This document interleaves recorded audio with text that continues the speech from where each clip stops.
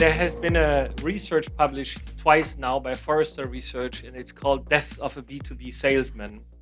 And they predict a loss of 1 million jobs by 2020.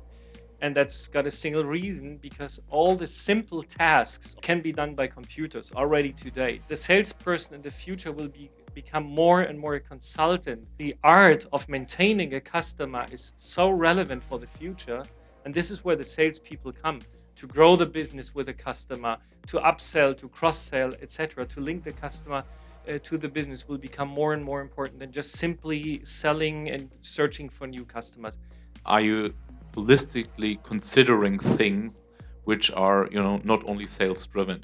So how do you approach a customer? What's the most important thing in a first conversation with a customer? The smart people say, building a relationship. And that's what sales is at the end of the day. So the entrepreneur focus on the person who's behind that technology. And this is super important. Sales doesn't stop with closing a deal. And it's a holistic process you always have to keep in mind. You have to keep the customer engaged to really keep him a happy customer so everything works. So sales basically never stops throughout the whole process, whatever you do in your company.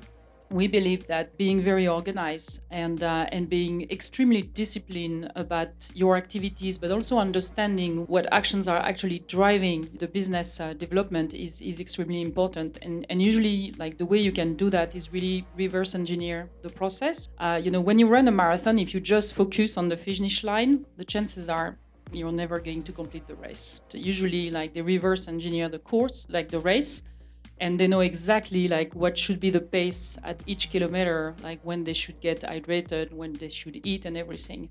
And it's exactly the same about sales. If you're like solely focused on your end results, you're probably going to let a lot of things like falling through the cracks. So it's really about understanding, what are the different stages of the sales process. And yes, it's very customer centric because usually it's mapped on the buyer journey.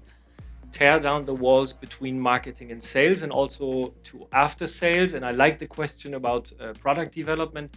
It's all customer related functions. And I think the future organization will rather be not so much in silos. And that's a cultural issue again.